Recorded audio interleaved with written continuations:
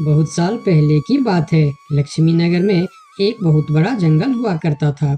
उस जंगल में शेर खान नाम का एक शेर रहता था। वह जंगल का राजा था।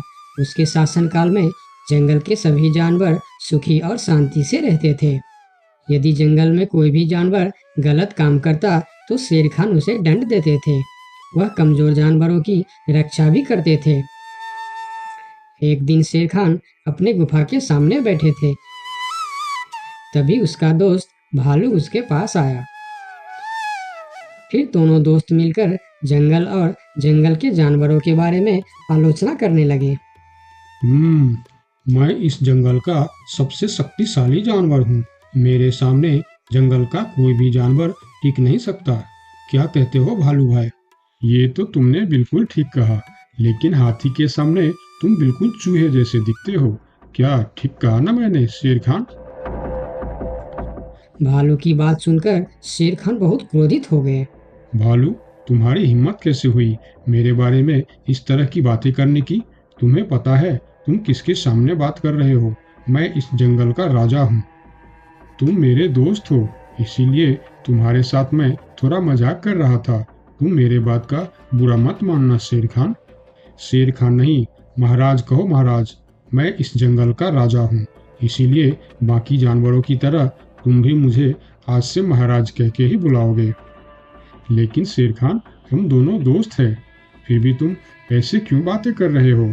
दोस्त है नहीं, दोस्त थे। आज से हमारी दोस्ती खत्म। आज के बाद मैं तुमसे कभी बात नहीं करूँगा। दोस्त कहकर मेरे सामने कभी मत आना। चले जाओ यहाँ से। अपने दोस्त का इस व्यवहार से भालू बहुत दुखी हुआ और वह वहां से चला गया। उसी जंगल में गोलू नाम का एक बंदर भी रहता था। वह दूसरों की चीज चुराकर भाग जाता था। एक दिन गोलू की चोरी करते समय शेर खान के एक सिपाही के द्वारा पकड़ा जाता है और उसे शेर खान के सामने विचार के लिए लाया जाता है। गोलू को देखकर शेर खान कहते हैं, गोलू, तुम्हारी चोरी की किस्से जंगल के दूर दूर तक मशहूर है। तुम जानवरों के घर में ही नहीं, बल्कि मेरे दरबार में भी बहुत चीज चोरी की है। इसीलिए मैं तुम्हें पहाड़ से गिराकर मारने की सजा घोषित करता हूँ। आज से ठीक 2 महीना बाद तुम्हें पहाड़ से गिराकर मार दिया जाएगा। अपनी मौत की सजा सुनकर गोलू बहुत रोने लगा और बोला, महाराज, मैं अब कभी चोरी नहीं करूंगा। मुझे माफ कर दीजिए महाराज।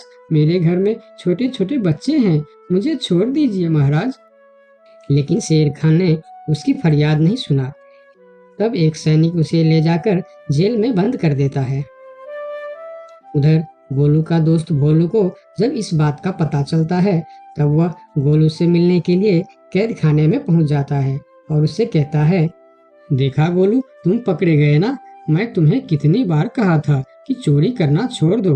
अब क्या होगा बताओ, कैसे निकलोगे यहाँ से? ये सब छोड़ो भोलू भाई, जो होना था वो हो गया। मुझे तो बस अपने परिवार की चिंता हो रही है। काश मैं मरने से पहले उनके लिए कुछ कर पाता। मेरे छोटे छोटे बच्चे हैं, बीवी है, अब उन सब का क्या होगा? मेरे बिना वह भी जीवित नहीं रह सकते। गोलू की बातें सुनकर भोलू सोच में पड़ गया। फिर वह शेर खान के पास गया और बोला, महाराज, मैं गोलू का दोस्त भोलू हूँ। मैं आपसे कुछ कहने आया हूँ। तो तुम गोलू का दोस्त भोलू हो? ठीक है, बताओ क्या कहना चाहते हो तुम? महाराज, मैं चाहता हूँ कि आप गोलू को कुछ दिन के लिए उसके परिवार के पास जाने दें, ताकि वह मरने से पहले अपने परिवार के लिए कुछ इंतजाम कर सके। मरने वाले का आखिरी इच्छा पूरा कीजिए महाराज। आप एक बार उसके परिवार के बारे में भी सोचिए। गोलू ने जो किया उसमें उसकी परिवार की क्या गलती है? अगर आप उसे कुछ दिन के लिए अपने परिवार के पास रहने दोगे तो शायद उसका परिवार बच जाएगा। मैं इस बारे में तुम्हारी कोई मदद नहीं कर सकता। अगर अपने परिवार से मिलने के बहाने गोलू भाग गया तो मैं किसको सजा दूंगा? शेर खान की बात सुनकर भोलू थोड़ा सोच में पड़ गया। फिर बोला, तो ठीक है महाराज, आप गोलू को छोड़ दीजिए। जब तक गोलू वापस नहीं आ जाता, मैं उसकी जगह कैद खाने में रहूंगा। और अगर वो कभी वापस नहीं आया तो क्या तुम उसके हिस्से की मौत की सजा भी लोगे? थोड़ा सोचकर बताओ। हाँ महाराज, मैं इसके लिए भी तैयार हूँ। भोलू की बात मानकर शेर खान ने गोलू को कैद से निकालकर भोलू को कैद खाने में डलवा दिया।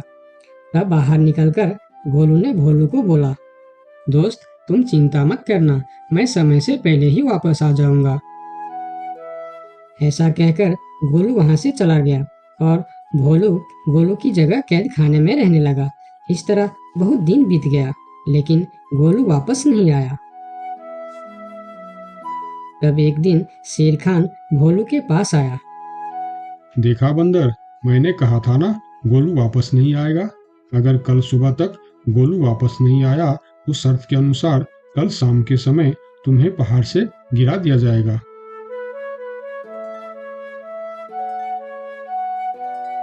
अगले दिन भी जब गोलू वापस नहीं आया, तब शेर खान और उनके सैनिक भोलू को लेकर पहाड़ के किनारे पर गए।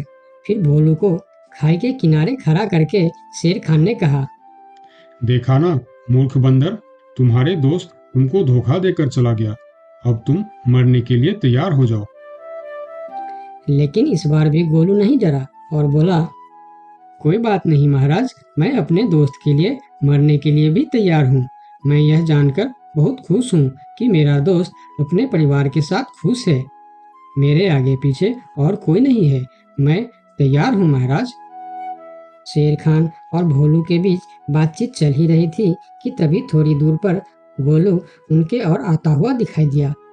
फिर पास आकर उसने बोला, तुम्हें ऐसा करने की कोई जरूरत नहीं है दोस्त। तुमने मेरे लिए जो किया उसके लिए तुम्हारा बहुत बहुत शुक्रिया। अब मैं अपनी सजा पूरी करने के लिए तैयार हूँ। महाराज छोड़ दीजिए मेरे दोस्त को। गोलू, तुम्हें वापस आने की क्या जरूरत थी? मैं यह सजा ले लेता था। तुम्हारे घर में छोटे छोटे बच्चे हैं, बीवी है, उनका क्या होगा? मेरे परिवार में मेरे अलावा और कोई नहीं है। इसीलिए यदि मैं मर भी जाऊं तो मेरे लिए किसी को कोई दुख नहीं होगी। तुम यहाँ से चले जाओ। नहीं दोस्त, गलती मैंने की है, इसीलिए सजा भी मुझे ही मिलनी चाहिए। उन दोनों की दोस्ती को देखकर शेर खान सोचने लगे, ये दोनों अपने दोस्ती के खातिर एक दूसरे के लिए जान देने के लिए तैयार है, और मैं एक छोटी सी बात के लिए अपने सबसे अच्छे मित्र भालू से दोस्ती तोड़ दी। यह मैंने बहुत बड़ा गलती कर दी। मुझे इसका प्रायश्चित करना ही होगा। किसी को मरने की कोई जरूरत नहीं है। तुम दोनों की दोस्ती देखकर मैं गोलू की सजा माफ करता हूँ। और याद रखना गोलू, अगर तुमने फिर से चोरी की तो अगली बार मैं तुम्हारी सजा माफ नहीं कर पाऊंगा। नहीं नहीं महाराज, आज के बाद मैं फिर कभी ऐसा गलती नहीं करूंगा। आज से मैं ईमानदारी से मेहनत करके अपना परिवार चलाऊंगा। आपका बहुत बहुत धन्यवाद महाराज। ठीक है, अब तुम लोग यहाँ से जा सकते हो। उनके जाने के बाद शेर खान सीधा अपने दोस्त भालू के पास गया। भालू मेरा दोस्त, मैं यहाँ तुमसे माफी मांगने के लिए आया हूँ। मैंने जो उस दिन तुम्हारे साथ व्यवहार किया वह बहुत गलत था। मैं बहुत शर्मिंदा हूँ। मुझे माफ कर दो मेरे दोस्त। लेकिन महाराज, आपने तो कहा था। महाराज नहीं, शेर खान बोलो, शेर खान। आज से तुम मुझे महाराज नहीं, शेर खान ही बुलाओगे, क्योंकि दोस्त एक दूसरे के नाम लेकर ही बुलाते हैं। आज से तुम मेरे सबसे अच्छे दोस्त हो। गोलू और भोलू की दोस्ती देखकर शेर खान को अपनी गलती का एहसास हुआ और उसने भालू से माफी मांगी और दोनों फिर से दोस्त बन गए। तो दोस्तों, इस कहानी से हमें यह सीख मिलता है कि कभी-कभी दूसरे के अच्छाइयों को देखकर भी हम अच्छा बन जाते हैं। इसीलिए हमें हमेशा अच्छे लोगों के साथ ही दोस्ती रखनी चाहिए और अच्छे अच्छे काम भी करनी चाहिए। आपका बहुत बहुत धन्यवाद। एक समय की बात है, लक्ष्मी नगर में एक बड़ा जंगल था। उस जंगल में सोनू नाम का एक हिरन रहता था, जिसे जंगल में रहते हुए काफी साल हो गया था। सोनू का इस दुनिया में कोई नहीं था। कुछ महीने पहले ही उसका माँ बाबा गुजर गए थे।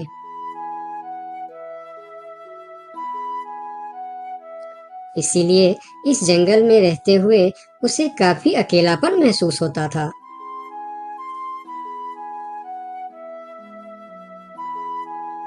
कितना बड़ा जंगल है हमारा, लेकिन फिर भी एक अजीब सा अकेलापन महसूस होता है।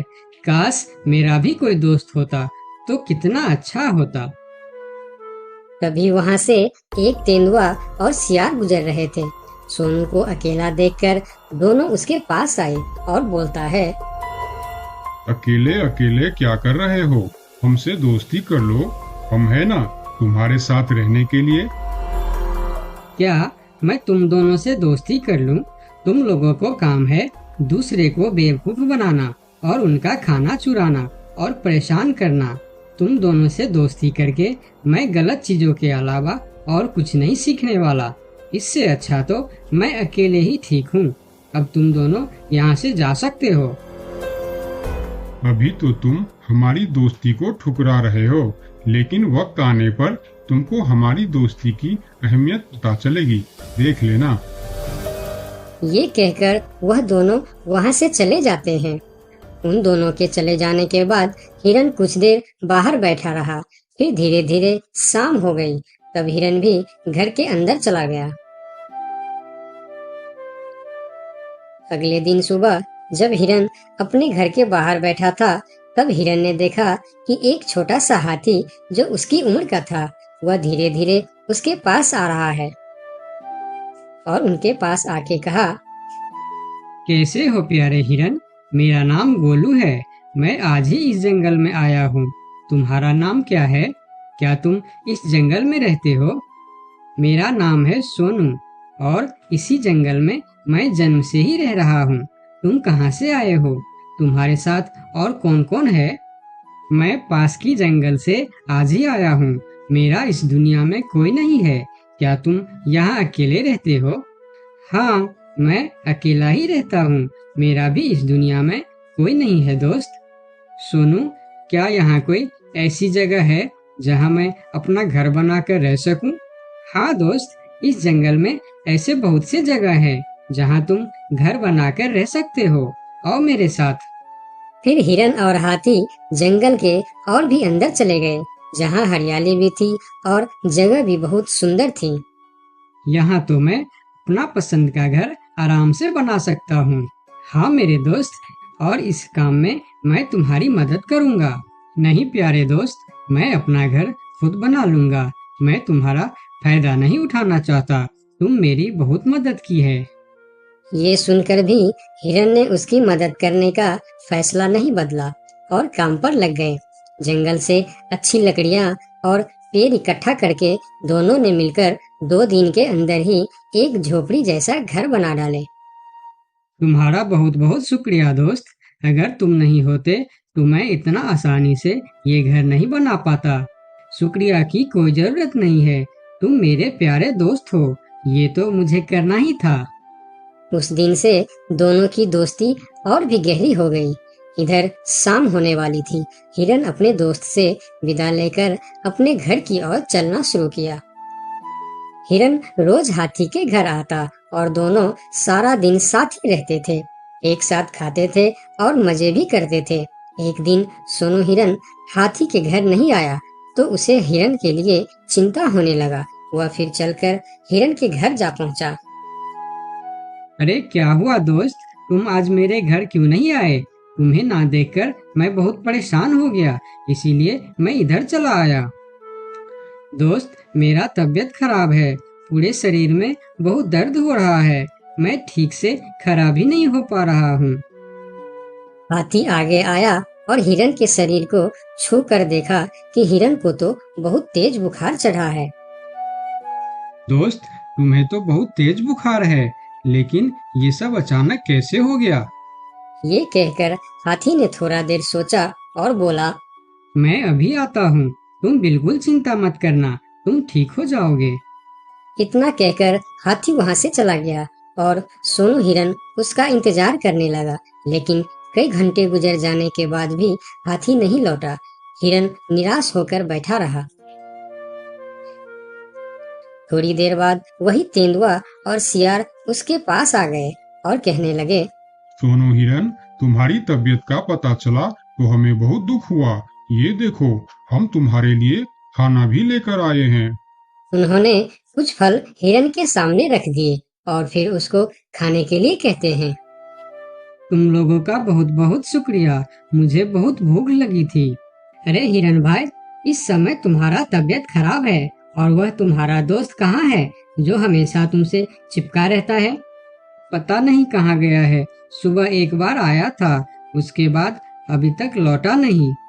हाँ, उसने सोचा होगा कि तुम्हारी बीमारी में सेवा करनी पड़ेगी, इससे अच्छा तो हम भाग ही जाते हैं, इसलिए वह गायब हो गया। अच्छा दोस्त ही निभाया उसने।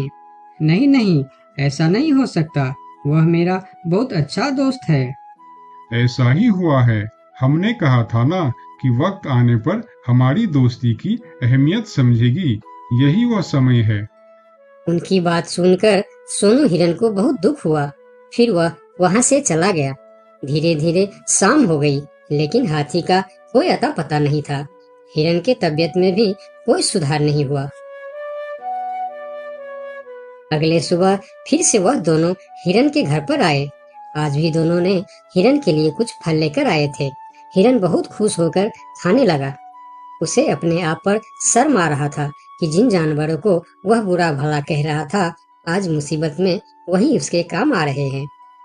वह हर बार उनका शुक्रिया कर रहा था और माफी भी मांग रहा था। फिर थोड़ी देर बात करके दोनों वहां से चले गए। कब तक हम इनकी नौकरी करते रहेंगे? अब अपने योजना को अंजाम देने का समय आ गया है, नहीं तो बहुत देर हो जाएगा। हाँ, तुमने बिल्कुल ठीक कहा। अब हमें और समय नष्ट नहीं करना चाहिए। आज ही हमें कुछ निर्णय लेना ही पड़ेगा। चलो चलते हैं शेर सिंह के पास। शाम के समय जब हिरन अकेला था, तब हाथी वहां पर पहुंचता। उसको देखते ही सोनू हिरन को बहुत गुस्सा आ गया। क्या देखने आए हो यहाँ? यही कि मैं जिंदा हूँ या मर गया? ऐसा क्यों बोल रहे हो दोस्त? मेरा पूरा बात तो सुनो। मुझे दोस्त कहकर मत बुलाओ। दोस्त वो होता है जो अच्छे और बुरे वक्त में साथ निभाए। तुम तो मेरे तबीयत खराब होते ही मुझे छोड़कर भाग गए थे। मुझे खाना भी वह लोग लाकर दे रहे थे जिससे मैं बात तक करना पसंद नहीं करता था।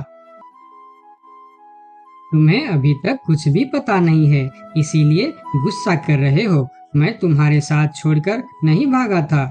मुझे पता चल चुका था कि तुम्हें डेंगू बुखार हो गया है और तुम्हारे पास सिर्फ 3 दिन थे।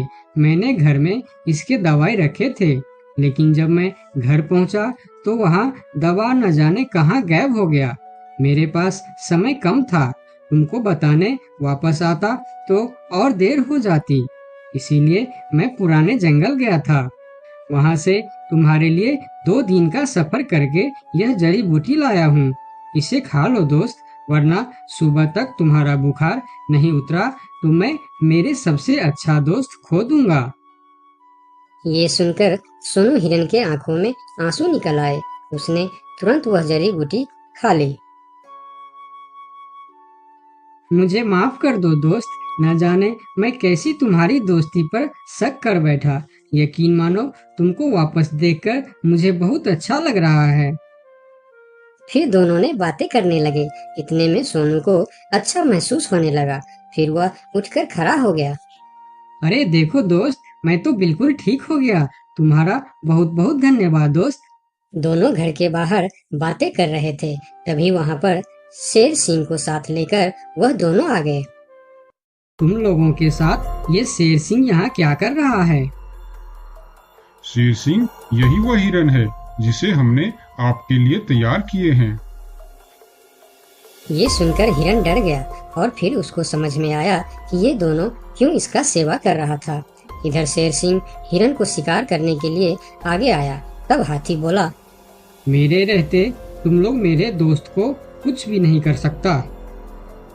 ये कहकर हाथी आगे आया और जैसे ही शेर सिंह ने हिरन की तरफ कदम बढ़ाया, हाथी ने शेर सिंह को जोर का टक्कर मारा और शेर सिंह दूर जाकर गिरा और उसकी कमर का हड्डी टूट गया और वह उठ भी नहीं पाया। यह देखकर तेंदुआ और सियार जल्दी जल्दी वहां से भाग गया।